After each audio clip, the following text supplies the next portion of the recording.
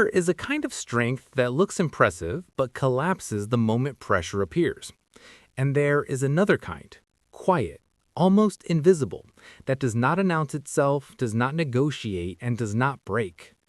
Most people never learn the difference. They mistake intensity for discipline. They confuse motivation with commitment.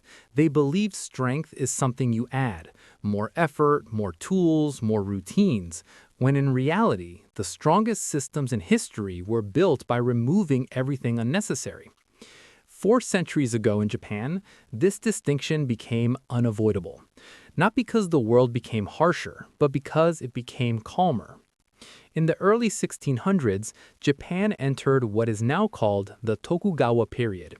After generations of civil war, the country stabilized. Weapons were sheathed, battles ended, peace arrived. And this created a problem no one had anticipated. For centuries, warriors had proven themselves through combat. Fear, hesitation, courage, these were tested in moments of life and death. But now, there were no battles, no external enemies, no immediate threats. What happens to strength when there is nothing to fight? This question quietly haunted Japan's warrior class. Many declined, some became ceremonial, others clung to appearances, armor without purpose, rituals without danger. But a smaller group understood something profound. If strength depends on chaos to reveal itself, then it was never real strength to begin with. True discipline had to survive peace. This realization gave rise to a different kind of training, one aimed not at winning battles, but at eliminating the internal weaknesses that appear when nothing forces you to act. Zen monasteries, sword schools, and philosophical circles all began circling the same idea. The real enemy is hesitation, and hesitation lives in the mind. Look around today. People have access to more information, tools, and opportunities than at any point in history. Gyms on every corner, books instantly downloadable, courses promising transformation in weeks. And yet, weakness is everywhere. Not physical weakness alone, but the deeper kind. The inability to act without motivation, the need for perfect conditions, the constant negotiation with oneself. I'll start when things calm down. I'll commit once I feel ready. I'll be disciplined after this stressful period. This is not laziness. It is dependence. And dependence is the opposite of strength. Zen thinkers during the Tokugawa era warned about this exact trap, long before smartphones or modern comfort existed. They observed that when discipline relies on external triggers, fear, pressure, reward, it becomes fragile. Remove the trigger and discipline disappears. The strongest warriors of that era were not the most aggressive or physically dominant. They were the ones whose behavior did not change depending on circumstances. Cold or warm, praise or criticism, chaos or calm. Their internal state remained the same. Zen called this kind of steadiness immovable, not because nothing happened around them, but because nothing inside them needed to react. One of the most damaging ideas in modern self-improvement is the belief that strength is something you try to have. Trying implies choice. Choice implies negotiation. Negotiation implies weakness. Zen masters saw this clearly. They noticed that the moment someone frames discipline as an effort, the mind immediately searches for exceptions. The effort becomes conditional. This is why people feel strong for a week, a month, sometimes even a year, and then slowly return to old patterns. Not because they failed, but because their system allowed failure as an option. In Zen psychology, this is considered a design flaw. A monk named Takuan Soho, writing in the early 1600s, described this problem without ever mentioning motivation or habits. He wrote about the mind that gets stuck on fear, stuck on comfort, stuck on outcomes. According to Takuan, the mind that hesitates is already defeated, even if no external opponent exists. Hesitation is not neutral. It drains energy. It fractures attention. It creates inner conflict. And inner conflict is the true source of exhaustion. The Tokugawa period was peaceful, but it was not soft. Those who studied Zen deeply understood that comfort creates a subtler danger than chaos. Comfort dulls awareness. It encourages postponement. It makes discipline feel optional. When nothing forces you to act, every action becomes a debate. Modern life amplifies this effect. You are rarely required to endure discomfort, rarely forced to decide quickly, rarely pushed beyond convenience.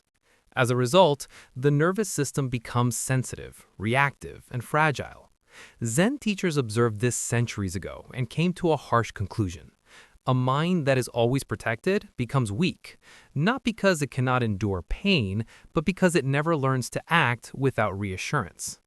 This is why ancient Zen discipline focused on removal, not accumulation.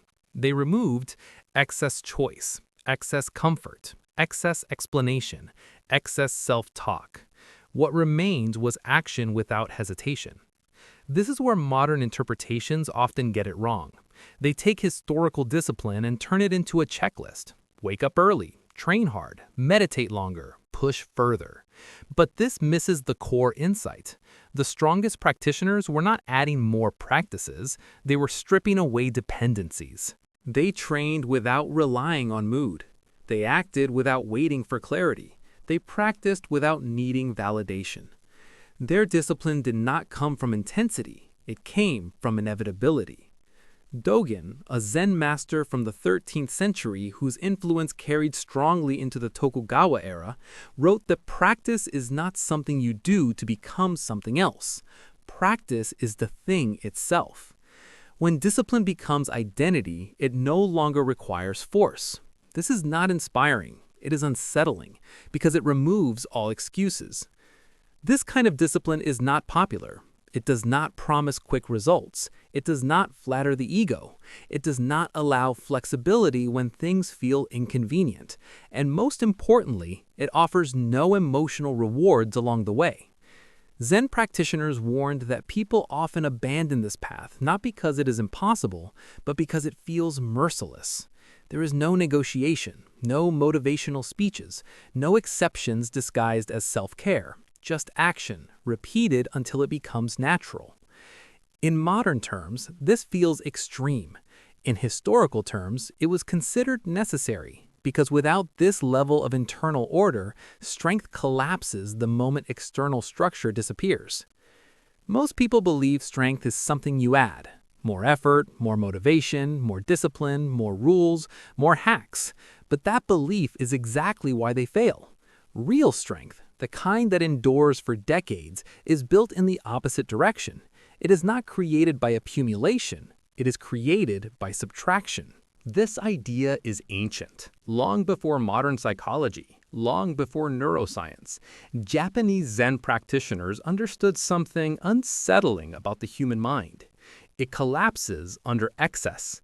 Excess thought, excess choice, excess attachment, excess comfort. The more you add, the weaker you become. The more you remove, the closer you get to what cannot be broken. In the Kamakura period of Japan, when Zen Buddhism began to spread among warriors, monks noticed something strange. The most reliable students were not the most intelligent, nor the most physically gifted. They were the ones who simplified their lives to an extreme degree. Same wake-up time, same food, same walking path, same posture, same practice, day after day, year after year. At first glance, this looks restrictive, even cruel, but the monks understood what most people still don't. Freedom does not come from infinite options. Freedom comes from eliminating the need to choose. Every choice you make drains you. Every internal negotiation weakens you. Every moment you ask yourself, should I, instead of acting, you lose energy you never get back. Zen training was designed to remove that drain completely. There is a term in Zen called getsujo, meaning decisiveness without friction, action that happens without argument, not because of force, but because the argument itself has been removed. This is why Zen monasteries appear so rigid from the outside. Bells ring at the same time, movements are prescribed, silence is enforced. But inside that rigidity, something paradoxical happens. The mind becomes quiet. not because it is suppressed, but because it has nothing left to argue about. Modern neuroscience accidentally rediscovered this centuries later. Studies on decision fatigue show that the human brain has a limited capacity for self-control each day. The more decisions you make, the worse your decisions become. This is why people break diets at night, why they abandon routines after work, why they promise discipline in the morning and surrender in the evening. Zen didn't call this decision fatigue. Zen called it delusion. The delusion that you need to think more. Zen masters observed that when a person removes unnecessary decisions, behavior becomes stable. When behavior becomes stable, identity changes. And when identity changes, discipline becomes automatic. This is the first hidden truth. Discipline that requires effort is not discipline at all. It is resistance in disguise. True discipline is what remains when resistance is gone. This is why so many people fail despite trying hard. They keep adding techniques instead of removing obstacles. They add planners but don't remove distractions. They add routines but don't remove negotiation. They add goals but don't remove comfort. Zen warriors approach the problem differently. Instead of asking, "How can I force myself to act?" they asked, "What is preventing action from happening naturally?" The answer was always the same: attachment. Attachment to comfort, attachment to outcome, attachment to identity, attachment to emotion. A famous Zen story tells of a monk who asked his teacher how to become unshakable. The teacher responded by handing him a bowl filled to the brim with water and telling him to carry it across the courtyard without spilling a drop. Halfway across, the monk complained that it was impossible to walk naturally while focusing so intensely. The teacher replied, "Exactly. That is how you live your life. Too full, too careful, too afraid to spill." The monk didn't need more control. He needed less fear. Fear is the hidden tax on discipline. Fear of discomfort, fear of failure, fear of looking foolish, fear of missing out, fear of regret. Zen training does not eliminate fear by confronting it directly. It dissolves fear by removing its fuel. When you stop attaching your identity to outcomes, fear loses its grip. When you stop negotiating with discomfort, fear has nothing to argue with. When you stop measuring yourself against others, fear has no comparison to exploit. This is why Zen monks trained in conditions that looked absurd to outsiders: cold water, long silence, repetitive tasks, manual labor. Not to become tough, but to become indifferent to discomfort. Indifference is misunderstood. It does not mean apathy. It means neutrality, the ability to experience discomfort without labeling it as a problem. Modern psychology calls this emotional regulation. Zen called it equanimity. A person with equanimity does not need motivation. Motivation is for those who depend on emotion. The Zen-trained individual acts regardless of mood, not because they suppress feelings, but because feelings no longer dictate behavior. This is the second hidden truth. Consistency is not built by intensity. It is built by neutrality. Intensity burns out. Neutrality endures. Zen texts repeatedly warn against enthusiasm. They considered it dangerous. Enthusiasm rises quickly, but it falls just as fast. What they valued instead was steadiness, a quality so boring that most people abandon it before it can transform them. In one monastery record from the 13th century, a monk was expelled not for disobedience, but for excessive passion. He trained too hard, spoke too eagerly, saw progress too aggressively. The masters saw this as instability, not dedication. The goal was never to push harder. The goal was to remove the parts of the self that needed pushing. This idea reappears in Japanese martial traditions centuries later. Sword schools emphasized repetition over intensity. Same cut, same stance, same movement, thousands of times. Not to perfect technique, but to eliminate hesitation. Hesitation is the true enemy.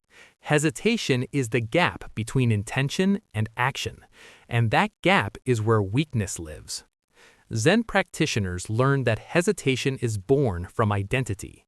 The moment you think, "I am someone who," you introduce the possibility of failure. But when action happens without reference to identity, hesitation disappears, because it leaves you nowhere to hide. This is the foundation. Not technique, not routine, not inspiration, but subtraction. In the next part, you'll see how this philosophy was applied not in monasteries, but in real human lives, under pressure, uncertainty, and loss, and why the same principles still work in a world that never stops distracting you. When Zen principles left the monasteries and entered the world of ordinary people, something unexpected happened. The teachings didn't weaken, they became sharper. Because outside the temple, there were no controlled conditions, no silence guaranteed, no predictable schedule, no protection from chaos. And yet, the principles held. This is how Zen masters knew their teachings were real. A philosophy that only works in isolation is not wisdom. Wisdom must survive noise, pressure, loss, and temptation. During Japan's Edo period, Zen training began influencing artisans, merchants, physicians, and warriors who lived far from monasteries. These people did not have the luxury of retreat. They had families to feed, reputations to protect, livelihoods to maintain. And still, the same transformation occurred in those who applied the principles correctly. The difference was not intelligence, it was not education, it was not background, it was restraint. Zen practitioners noticed something that modern society still struggles to accept. Most failure is not caused by inability, but by excess reaction. People don't collapse because tasks are too hard, they collapse because their minds react too much. Reaction wastes energy. When something goes wrong, the untrained mind explodes into stories. Why me? This is unfair. I'll never recover. I'm not built for this. Others have it easier. This spiral consumes more energy than the problem itself. Zen training dismantles this habit by teaching a brutal rule. Events are neutral until the mind interprets them. This is not positive thinking. It is far colder than that. Zen does not say, "This is good." Zen says, "This is." Pain arises, discomfort arises, loss arises, fatigue arises. No commentary. The moment commentary begins, suffering multiplies. This is why Zen masters train their students to return constantly to the body, breath, posture, movement. The body exists only in the present. It does not argue, it does not imagine, it does not regret. It simply responds. By anchoring awareness in the body, the practitioner escapes the tyranny of mental storytelling. Modern neuroscience confirms this. When attention shifts from narrative thought to physical sensation, activity in the brain's default mode network decreases. This network is responsible for rumination, self-judgment, and anxiety.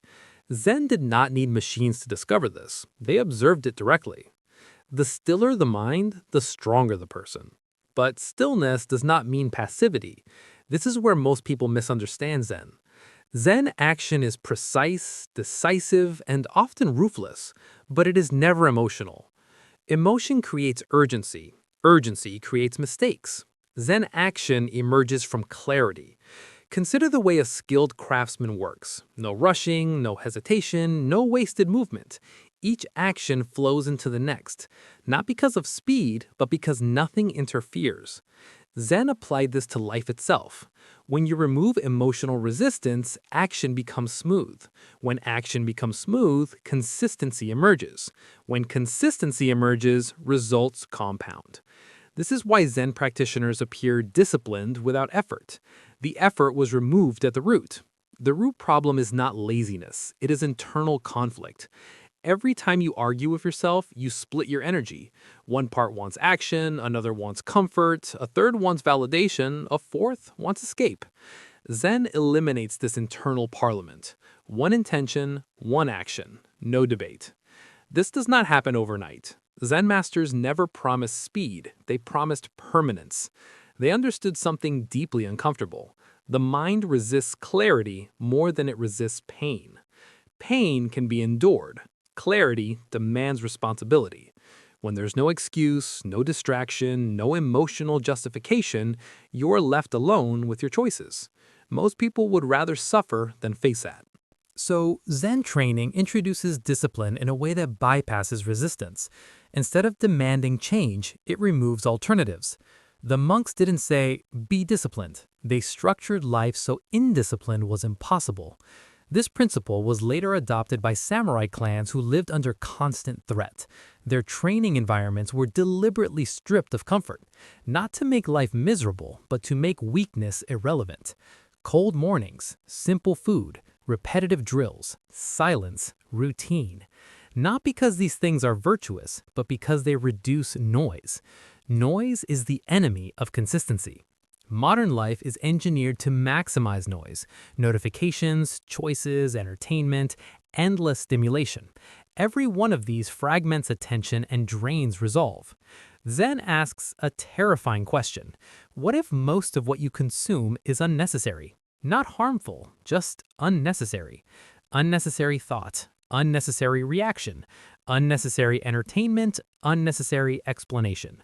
What remains when you remove the unnecessary is not emptiness. It is focus. Focus is not concentration. Concentration is effortful. Focus is natural when distractions are gone. This is why Zen practitioners could sit for hours without struggle. Not because they forced focus, but because they removed the urge to escape. Escape is the true addiction.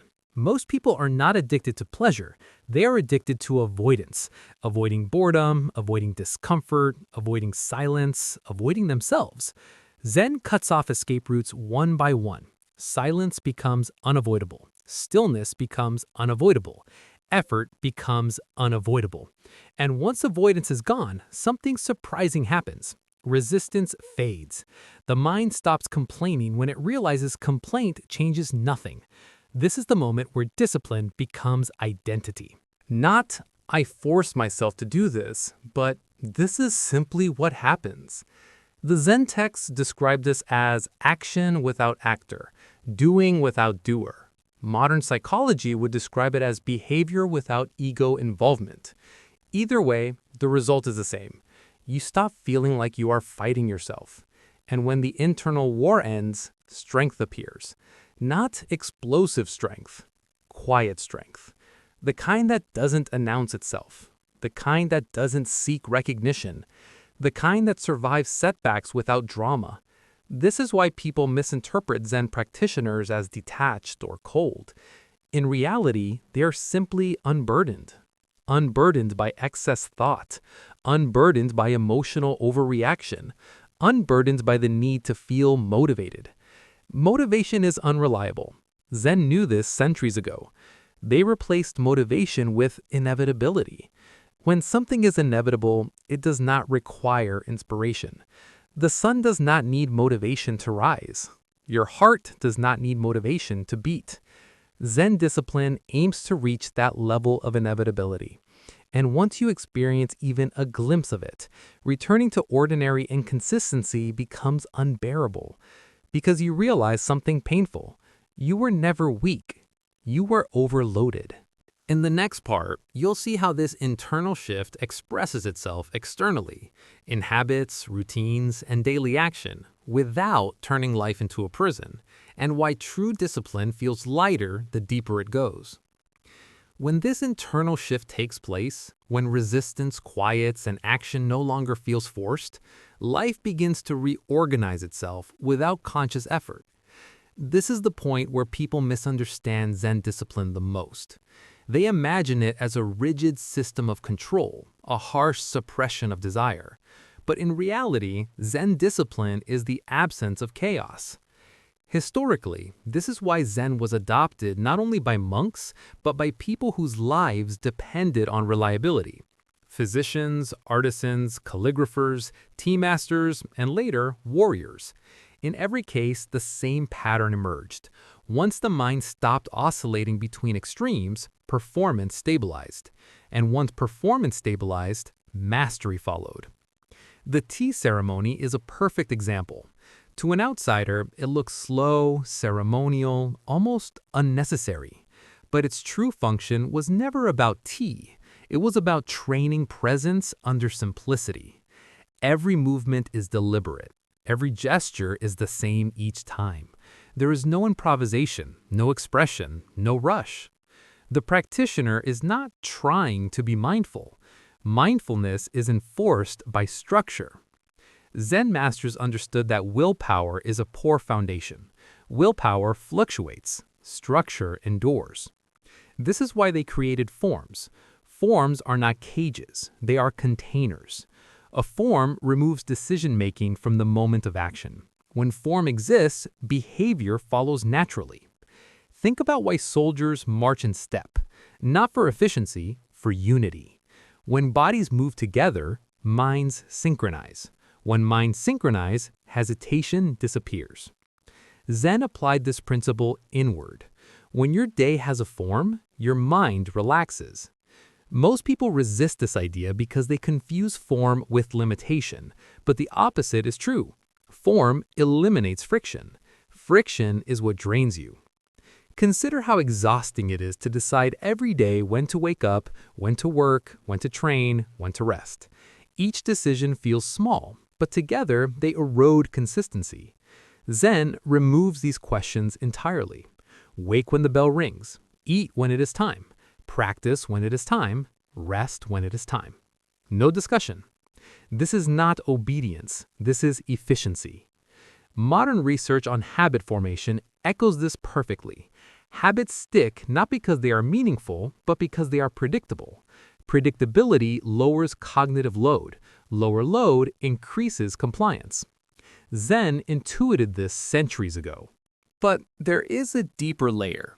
When behavior becomes predictable, identity shifts. You stop thinking of yourself as someone who tries. You become someone who does. This is where discipline stops feeling like discipline. At this stage, something unsettling happens. You begin to notice how chaotic other people are, how reactive, how easily shaken, how dependent on mood, validation, and comfort. Not with judgment, with clarity. Zen practitioners often warn students about this phase. They said it creates loneliness, not because you are superior, but because you are no longer playing the same psychological games. You stop complaining, others continue. You stop negotiating, others resist. You stop dramatizing discomfort, others amplify it. And this contrast makes people uncomfortable. Historically, this is why Zen practitioners were sometimes seen as strange, cold, or even dangerous, not because they were aggressive, but because they were unmoved. Unmoved people are hard to manipulate. Unmoved people are hard to distract. Unmoved people are hard to break. This is why Zen discipline was feared as much as it was respected. But Zen never aimed to create dominance over others. It aimed to create sovereignty over the self. Sovereignty begins when your actions no longer depend on your emotions. This is where modern culture completely fails people. You are taught to listen to your feelings, follow your passion, wait for motivation, protect your comfort. Zen teaches the opposite. Feelings are weather. Action is terrain.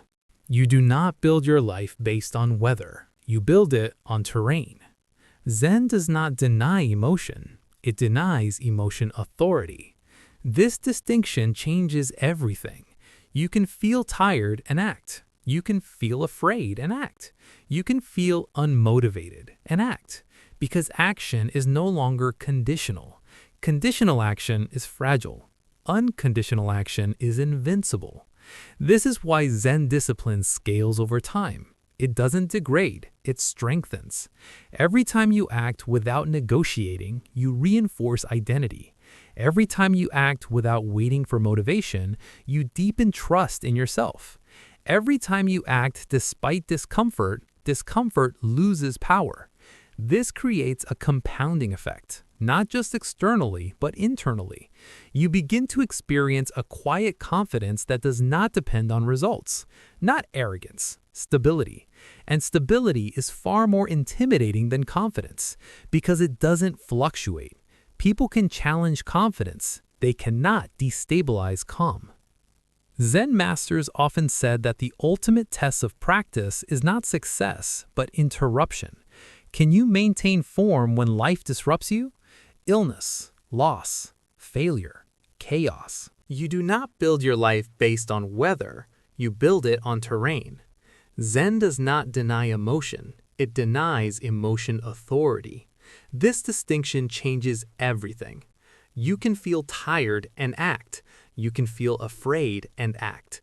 You can feel unmotivated and act, because action is no longer conditional. Conditional action is fragile. Unconditional action is invincible. This is why Zen discipline scales over time. It doesn't degrade, it strengthens. Every time you act without negotiating, you reinforce identity. Every time you act without waiting for motivation, you deepen trust in yourself. Every time you act despite discomfort, discomfort loses power. This creates a compounding effect, not just externally, but internally. You begin to experience a quiet confidence that does not depend on results, not arrogance, stability.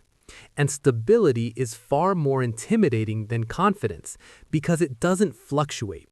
People can challenge confidence. They cannot destabilize calm.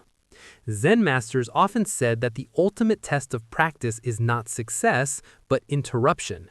Can you maintain form when life disrupts you? Illness, loss, failure, chaos? But what you can do forever will always outperform what you can only do briefly. This is why Zen training feels almost insulting to ambitious minds. It strips away the drama, it removes urgency, it denies quick reward. But in doing so, it builds something far rarer: reliability. Reliability is power. In the next part, you'll see how this reliability transforms the mind's relationship with fear, uncertainty, and failure, and why Zen practitioners remain stable precisely when others collapse. Fear is not the enemy people think it is. Zen practitioners never tried to destroy fear, suppress it, or replace it with confidence. They understood something far more precise. Fear only becomes dangerous when it controls action. When fear exists without authority, it loses its power. Most people live in reverse order. They wait for fear to disappear before acting, and because fear is rooted in imagination, it rarely disappears, so action never happens. Zen training inverted this relationship. Action came first, fear was allowed to follow. This principle was not philosophical abstraction, it was tested repeatedly across Japanese history, especially during periods when uncertainty was constant. Farmers facing famine, craftsmen facing ruin, samurai facing death or irrelevance during peacetime. In all cases, those who survived were not the bravest, but the most stable. Zen describes stability as the mind that does not cling. Clinging creates fear. Fear arises from attachment to outcomes, attachment to reputation, attachment to identity, attachment to comfort. When something matters too much, fear appears. Zen never told people to stop caring. It taught them to stop gripping. This distinction matters. A Zen archer still aims carefully, but he does not cling to the result of the shot. The release happens fully, cleanly, without inner resistance. If the arrow misses, nothing collapses inside him. This is why Zen archery was considered a spiritual discipline, not because it was mystical, but because it trained non-attachment under pressure. Modern psychology confirms this dynamic. Performance anxiety spikes when identity is tied to outcome. When identity is detached from performance, anxiety decreases and execution improves. Zen arrived at the same conclusion centuries earlier through observation. They noticed that fear spikes when the mind imagines future loss, loss of status, loss of control, loss of safety. The present moment contains none of these. Fear lives in projection. This is why Zen relentlessly pulled attention back to what is happening now: breathing, standing, working, moving, not to escape reality, but to return to it. When the mind stops projecting, fear has nowhere to stand. This is where Zen discipline becomes misunderstood as emotional numbness. In reality, Zen practitioners felt fear fully. They simply did not obey it. This is the crucial difference. obedience is the problem. Fear says avoid. Zen says observe. Fear says wait. Zen says act. Fear says protect yourself. Zen says remain present. When fear loses authority, it becomes information instead of command. This transformation takes time. Zen never promised speed. They promised inevitability.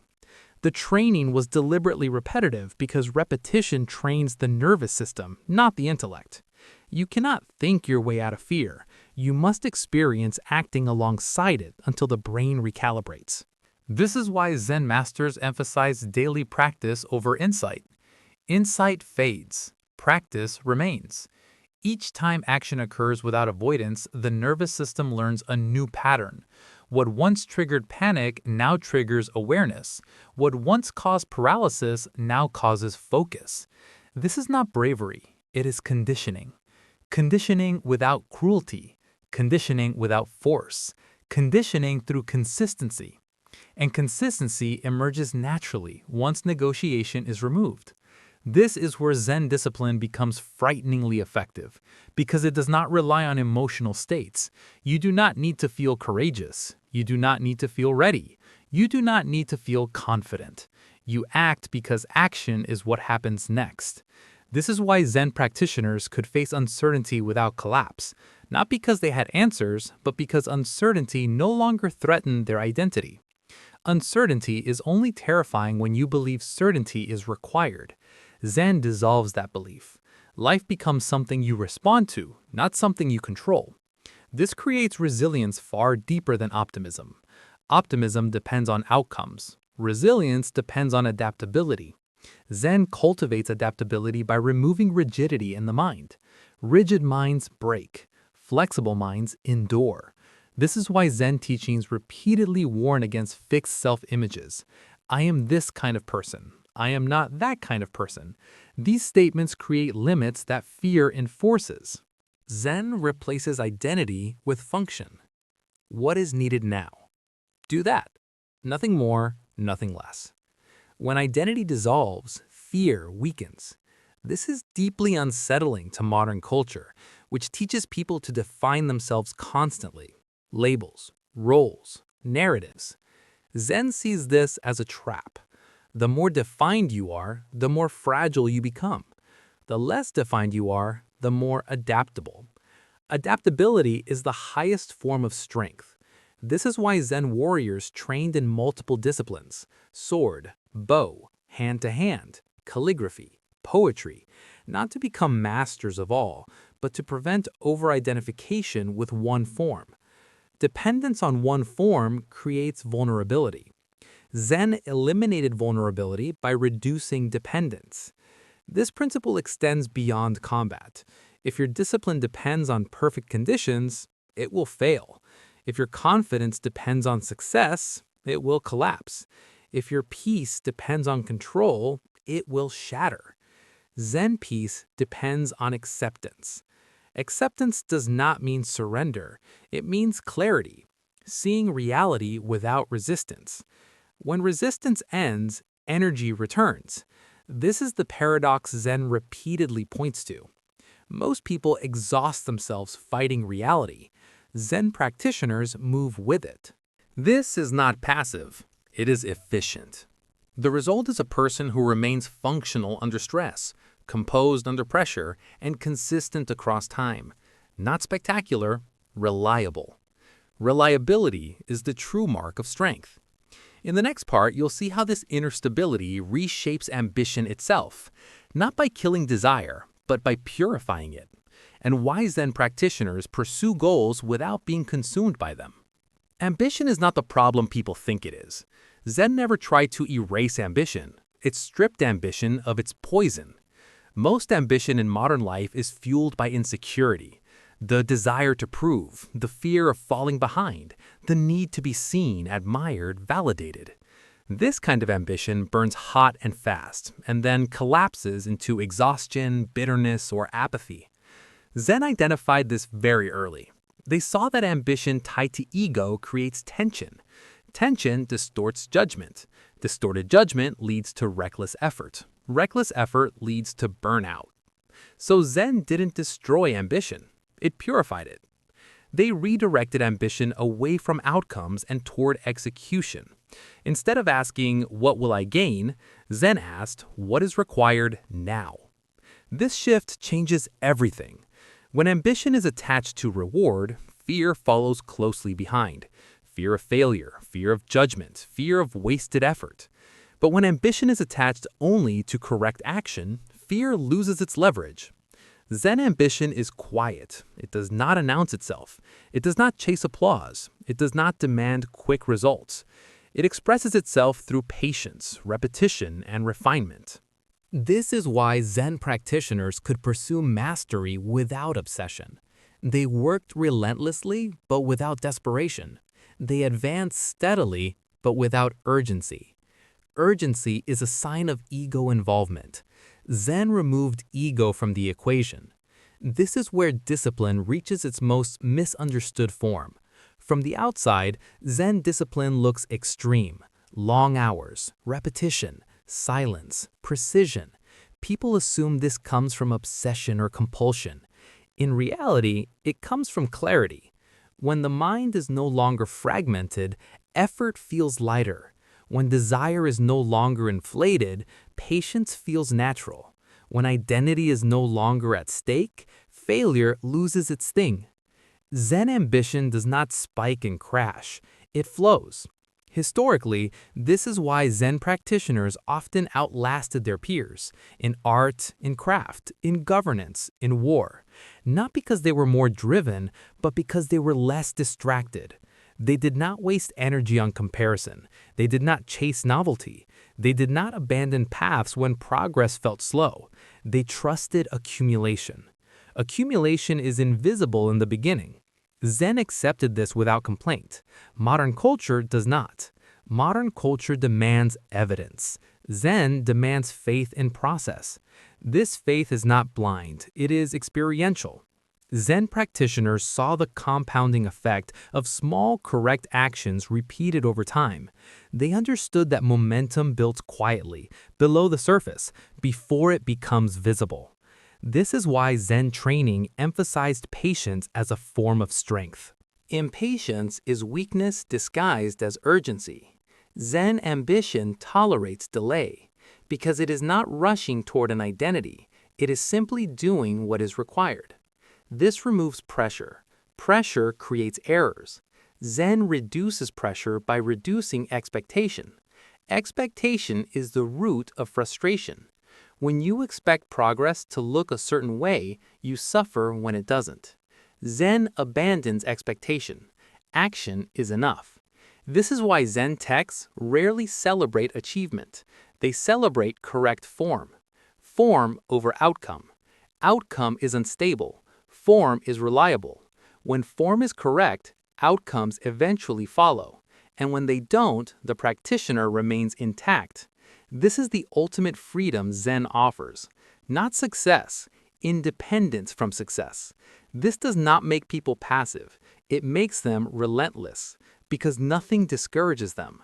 Nothing inflates them either. They continue. This continuation is what Zen refers to as the way.